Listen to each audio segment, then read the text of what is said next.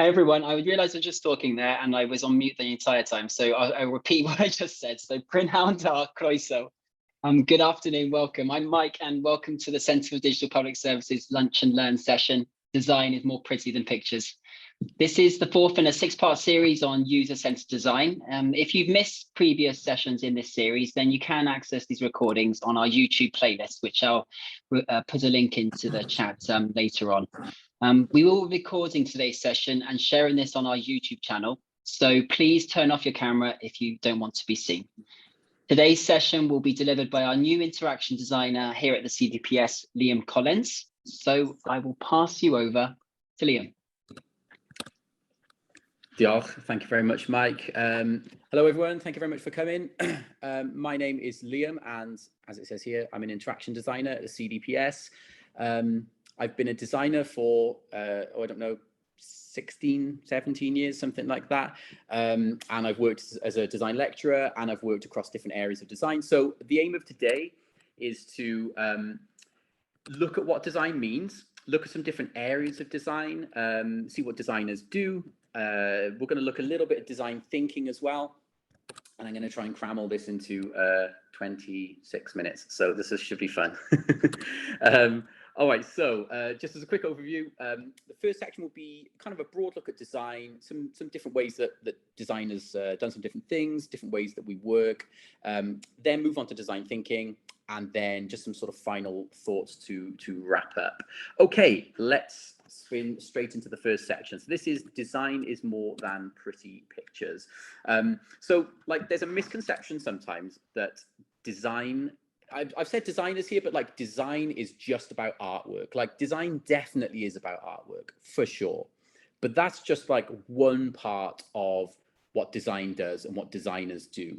And it's like design is about solving problems that sometimes use visual artwork. They usually use visual artwork somehow, but design is about solving problems for users. Design can do lots of different things. It's like about creating behavioral change. It's about educating people. It's about reducing user frustrations, making experiences easier. It does lots of different things, lots of different roles, lots of different jobs that can be very strategic. And only in some ways do they kind of involve artwork. Artwork is just something which helps us to communicate that solution. So overall, good design identifies, informs, and influences. And we'll look at what those things mean as we move through. So just to kind of start off then with some different areas of design, like I feel like design sort of weaved through our experiences throughout our whole life, like every aspect of our lives. Think about like how you interact with your phone.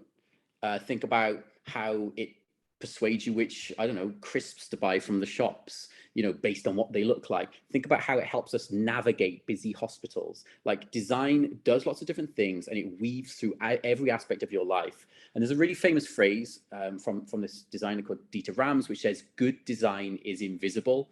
And I feel like it's sort of like TripAdvisor, where like you only ever see people only ever go on TripAdvisor when they've got something to moan about and there's a problem. So you only ever see those things. When something works well for people, they just accept that it works well and then they're happy with that. And for me, that's like design. Like you don't really notice that good design exists because it's helped to do something. It's helped to make an experience easier or whatever it's done. But you do notice when it's bad, you know, so think about the app you installed and then deleted because it didn't make any sense or wasn't very usable. Think about when you tried to book a slot at the tip, but you couldn't because, you know, the submit button was hidden behind the chat bot or something like that. And you had to turn your phone landscape mode to make it work. Think about when you tried to buy, you know, that artisan sourdough loaf from the shops because the packaging looked so wholesome, but like inside it was just this dense, you know, bready slipper. You can't necessarily change the product in all cases, but like design can help to persuade you to do something, whether it's a good product or not. But good design will also help to shape a good experience and a good product. So moving forwards, let's have a super quick history lesson and look at some really examples of where visual design was weaved through our lives, right? Not through our lives, unless you're really old. Because this first one is from 15,000 BC, right? So if we think about cave paintings, think about one of those roles of cave paintings, it was about visual storytelling, visual communication. If you think about this as an example, like it's communicating without words to say, hey, don't go outside or don't go over there because there's these really dangerous, I don't know, are they bison? I don't know, big dangerous horned animals. You know, don't go there because that's where they are. And it's telling this story through visuals. You know, think about heraldry and like insignia on a battlefield. It's, you know, the Romans are essentially branding themselves to go, we wear red, we got silver, we got gold and red shields. Basically, I'm on your side, don't come and prod me with your sword, right? It's visual identification. That is basically just branding of a really early example. You know, and then we think about the development of early visual language. You know, it's typography, it's iconography. Again, it's visual communication. You know, each time there was a problem and something needed to be communicated clearly or made better or informed someone about something, and design was being used to sort of solve these problems or create solutions. There's never one true solution, but creating solutions. So like most design solutions use visual communication somehow, but this is only one part of what makes a design solution. Okay, so the artwork, the visual side of things, is only one aspect of that solution. All right, and again, we'll look at different examples as we go on. So just to spin forwards then, just to quickly overview, there's lots of different types of design roles. I couldn't possibly list them all here because there's just way too many. And like some of them have the same, you know, different names for the same thing and stuff like that.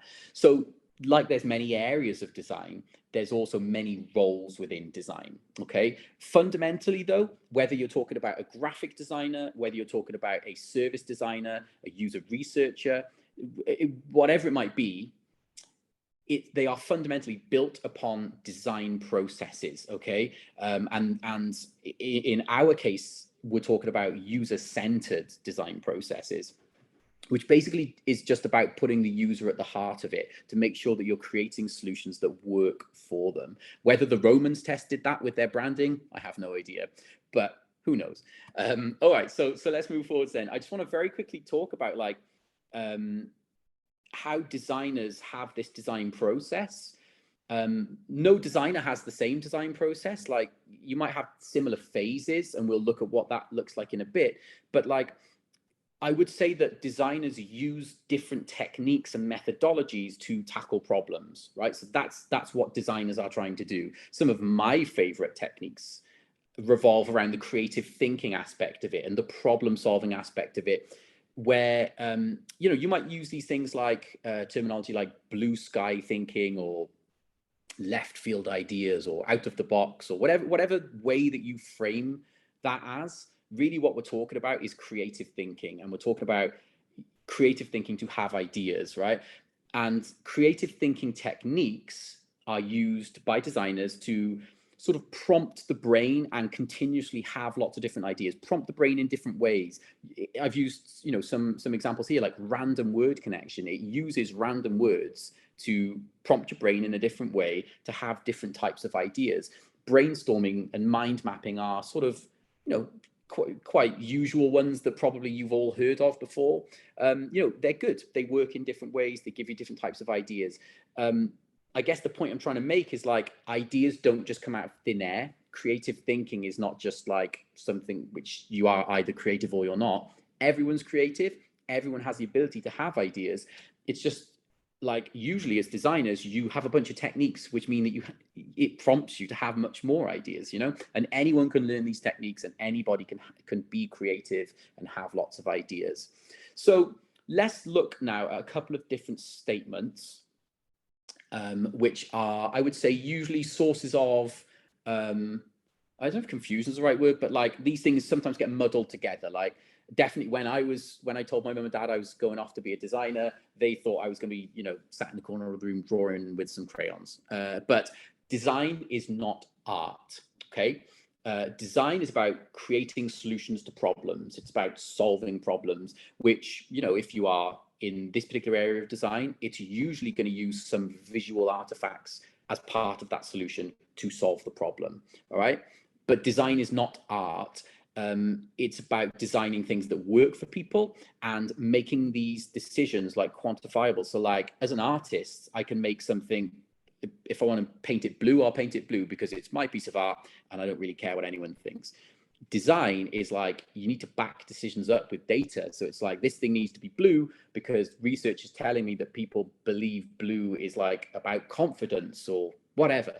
Like you're backing up your design decisions based upon research and based upon what users say, you know, and even when you create the pieces of design and you're going through that process, like you're testing them with users. Is this working for you? Is it making the experience easier for you? Is it made it more enjoyable? Did it change your behavior in some way?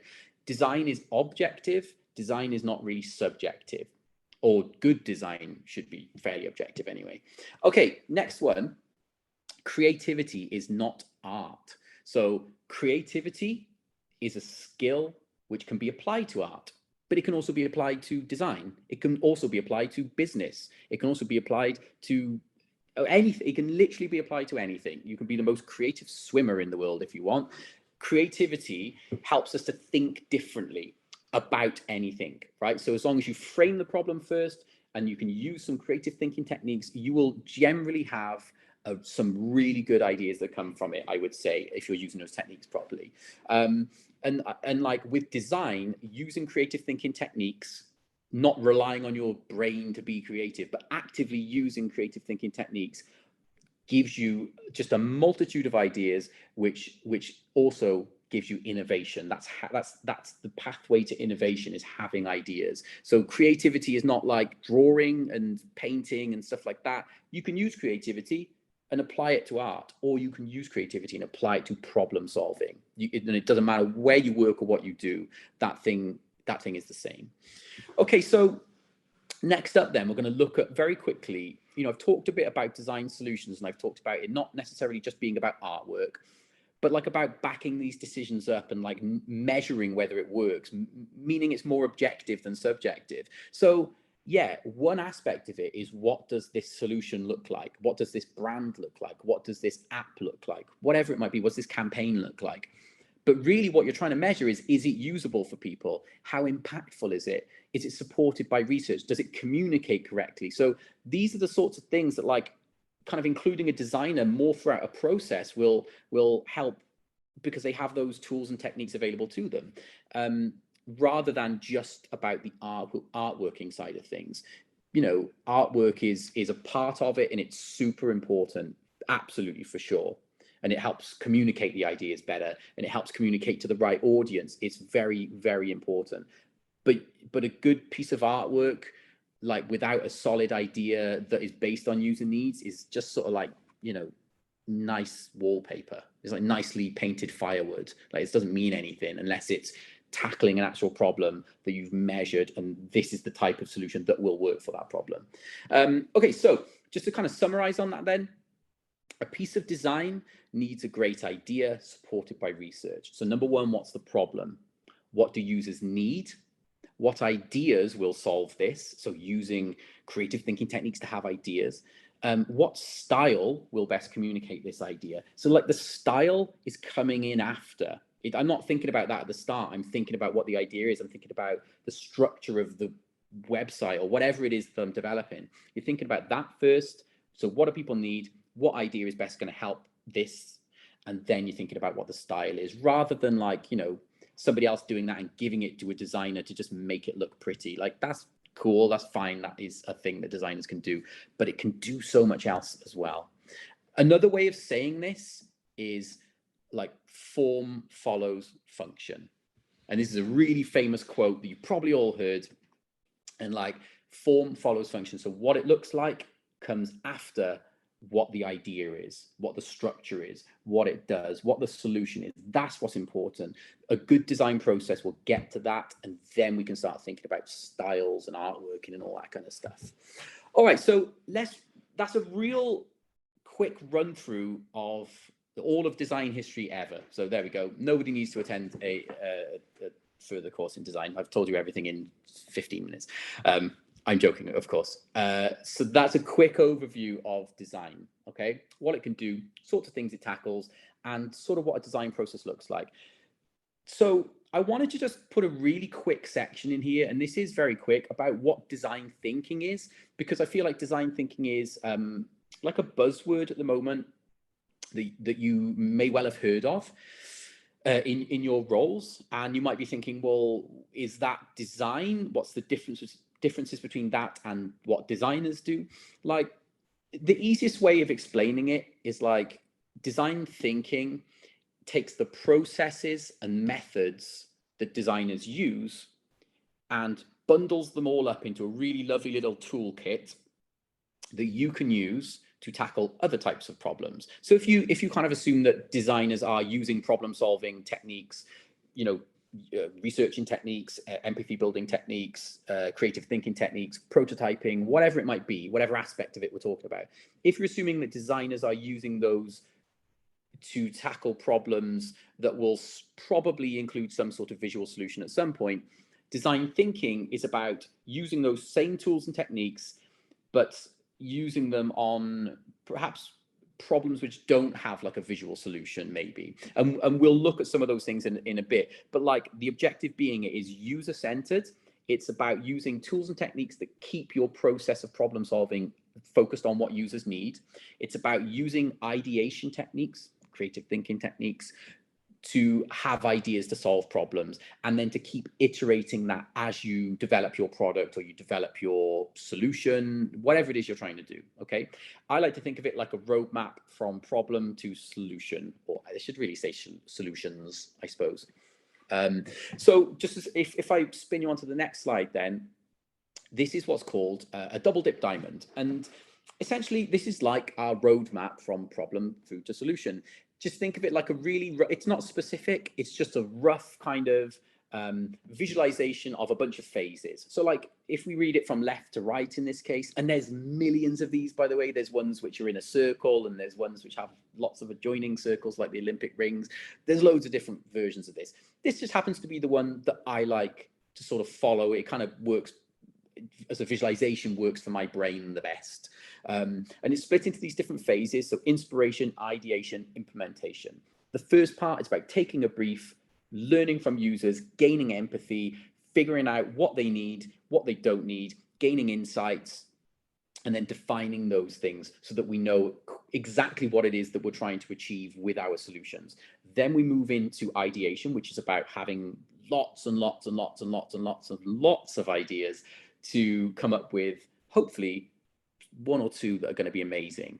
Because like with ideation, with ideas, quantity breeds quality. Like the more ideas you have, just generally you're going to get one or two in there that are just amazing ideas. Hopefully you'll get more. And it's, you know, creativity is also a skill that like the more you use it, the better you get at it, and the quicker you can get to like really big solutions that really work.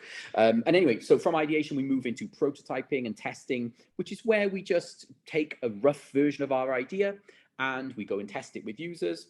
We come back and we create, you know, version 2 of it. We go back and test it. We come back, we create version 3 of it, you know, and then you go on as long as you need to, or as long as you can for the scope of a project.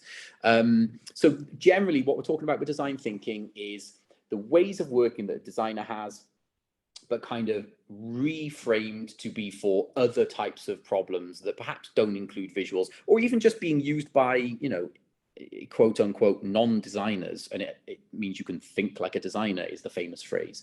All right, so let's move you on then to the last section where we're going to just look at some different examples of what has design ever done for us, which is basically just a bunch of case studies to just really quick examples of where design has been used to make things better or to change something in some way. So the first example is Netflix, and this is a classic example that so many people will talk about, but for good reason, because Netflix use a design thinking approach to their business model, which means that they keep iterating and keep improving it year on year based upon what users need. So, and they're always focused on solving user problems and making it better. So consider when they started, right? If you wanted to go and rent a video, showing my age now, a video, if you wanted to go and rent a VHS from your local video store, you had to travel and you had to go and choose what you wanted, bring it home. And that was part of the experience, right? Netflix started delivering DVDs door to door. So they said, you don't even have to leave your house now, we'll send them to you.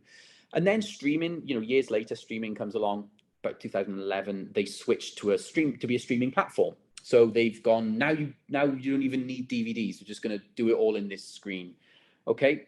Then as they kind of developed and continued upon that model and that format, they introduced different features. One of those being the autoplay feature, which is like when you are scanning through what you want to watch and you hover over a film, it now plays the trailer rather than like just a static image. And also like when you finish an episode of like The Office or something, it's like 3 seconds and then you're going to start the next one. Well, like some people really love that feature, some people don't. And I'm not sure if you can see that tweet there, but like somebody said, my entire kingdom for a way to turn off the autoplay while browsing Netflix. And then they responded by going, yeah, no probs.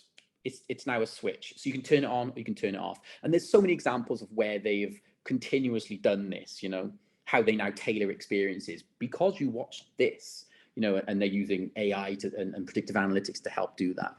The next one I want to talk about quickly is the Adventure series. I'm not sure if any of you have ever seen this, but again, a really classic design thinking example. And actually, this was the first ever design thinking example I saw when I was reading a book called Creative Confidence. And it's about a redesign of the MRI experience for children. So the industrial designer of this, not graphic design, the industrial designer who designed this technology, he observed this. He was in the hospital where he just created this, and he observed this little girl about to go in and have a scan, absolutely terrified, basically, about the fact that she had to go into this scary looking machine. So he kind of thought, well, I need to reshape this experience for people because I can't redesign the technology, but I can redesign the experience of how somebody feels as they go into this machine. So they conducted a lot of user research. They kind of went to, they spoke to like pediatric specialists and went to like a children's ward and different things. And they were trying to gain an understanding of the biggest points for sort of, not frustration, but like why people were feeling scared by different aspects of it. And the solution that they came up with was to create this thing called the Adventure series, which is like reshaping the experience to be like a fun, like story, basically like an adventure. So kids go in and they get greeted by the staff there, and they're like reading like a narrator saying, oh, quick, we're in this jungle and we've got to go and hide in the cave because there's a lion outside and you've got to lie still so they don't hear you. And like they found that this worked really well. Patient satisfaction scores went at 90%. It was also like a super cheap solution. It just used like vinyl decals, lighting, a script for the staff, no changes to the technology. So very cheap solution to solve that problem. Next one, I'm going to talk about, I've just put Japan on this one. But it's not all of Japan. There are many examples I could talk about here, but I'm just going to talk about one quick one. Like when you're on the train and you have that anxiety of, you're stuffed all the way down the back of the train and you've got to get all the way to the doors, but you don't know which door's going to open and you don't want to be trying to get through people so you miss it. Well, they just show that on an interactive screen above, just like opening. So they can say in advance, hey, you need to get to this door, which I thought was really, really cool.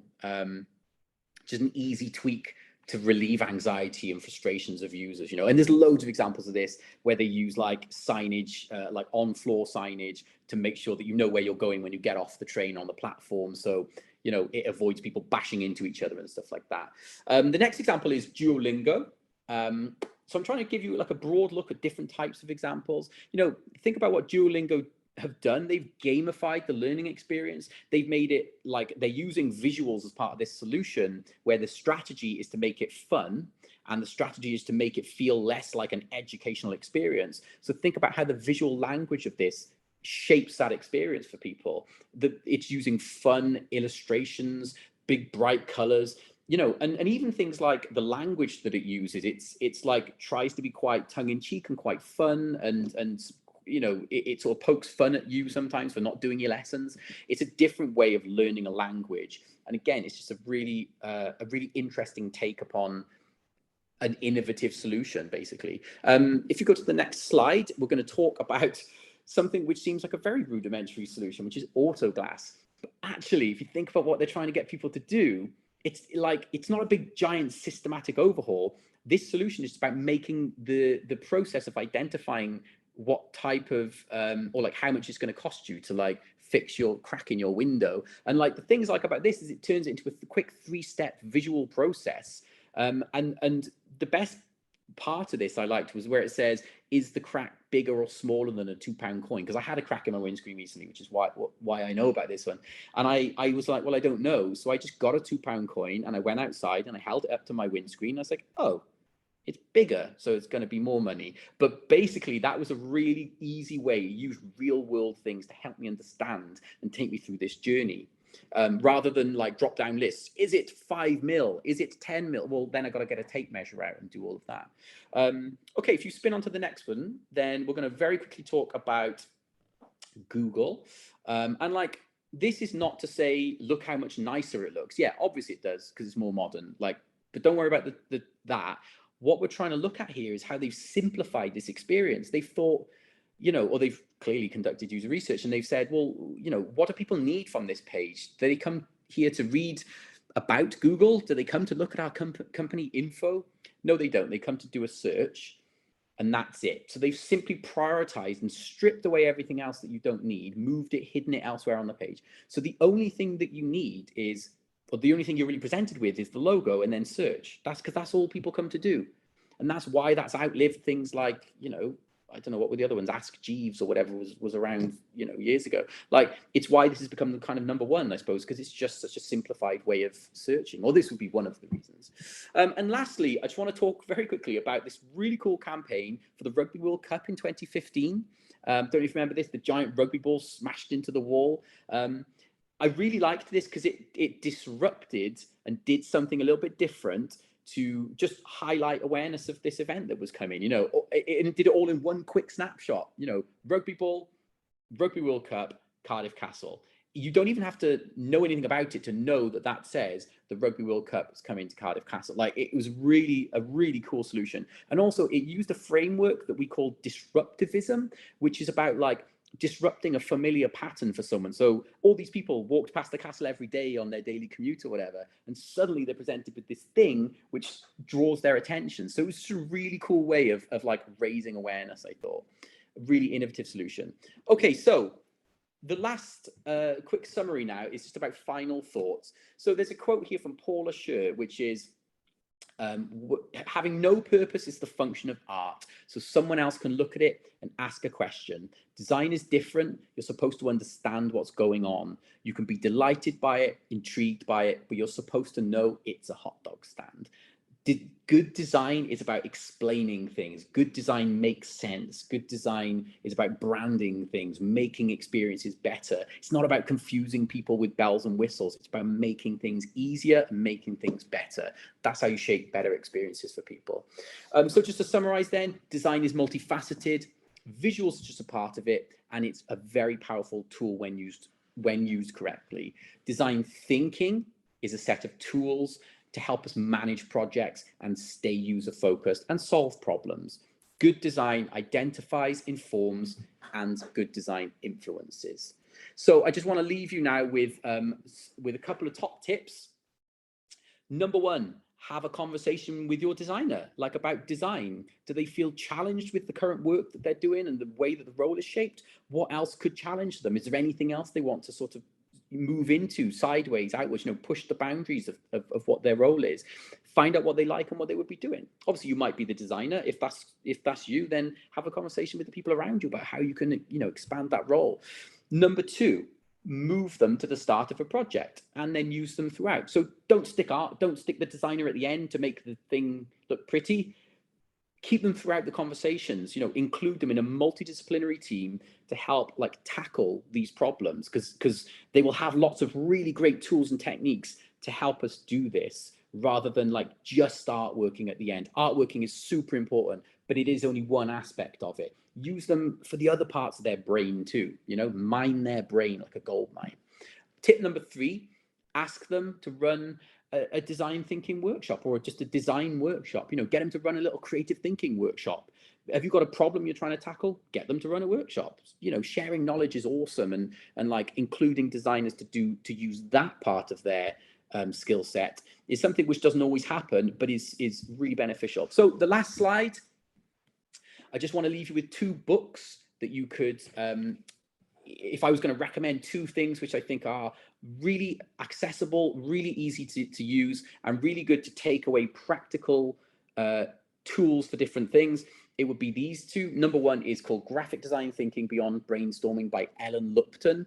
And number 2 is How to Have Creative Ideas by Edward de Bono, who's the pioneer of lateral thinking, thinking creatively.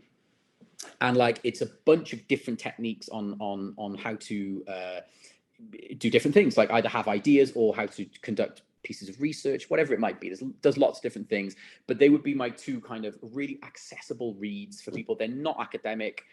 They are just really easy to understand, step-by-step techniques, basically. And that is it from me. So if you are interested in learning more about user-centered design or design thinking, or you're really sad like me and you want to talk about design history or anything like that, drop me a line at liam.collins@digitalpublicservices.gov.wales.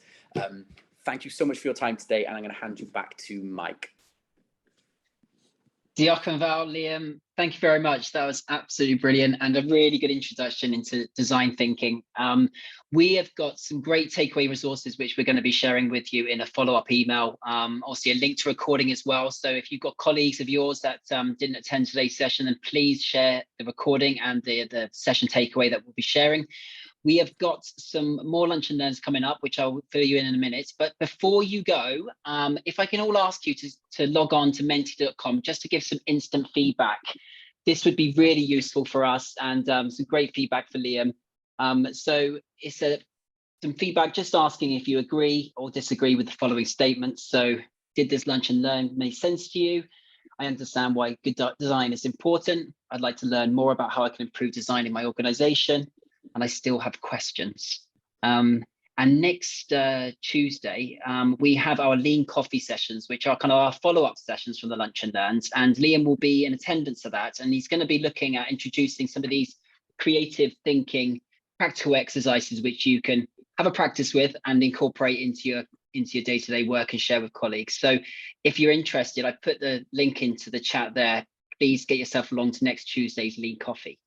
And before you go, I'm going to pass on to our next presenter for next week's Lunch and Learn, which is Vic, our service designer, Vic, who will be able to tell us all about making things work together. So, Vic, are you there? I am, Prananta. Diolch, Mike and Liam. So thank you. What a brilliant introduction to design from Liam, which hopefully I'm going to carry on from with a bit more detail next week. So next week we're going to look more specifically at service design as a discipline within that umbrella of user-centered design. And the thing we're going to specifically be looking at then is how we can make things work together. So really looking at the relationship between online and offline experiences within that user journey, and looking at how we can use service design to help us to understand but also solve the problems for the users of your service. So it really will be a lovely follow-on from everything that Liam has spoken about today. So looking forward to seeing lots of you there next week. Diolch. Back to you, Mike. Brilliant. Thank you, Vic. And yep, I will post a link, and we'll also be in the follow-up email. There's a link to the Lunch and Learn session next Monday. So if you can, fill in the Menti, get yourself along to the next Lunch and Learn and Lean Coffee. And any questions in the meantime, please get in touch with the Centre for Digital Public Services. Have a great day, and we'll see you soon. Diolch pawb. Thank you very much, everyone, for attending.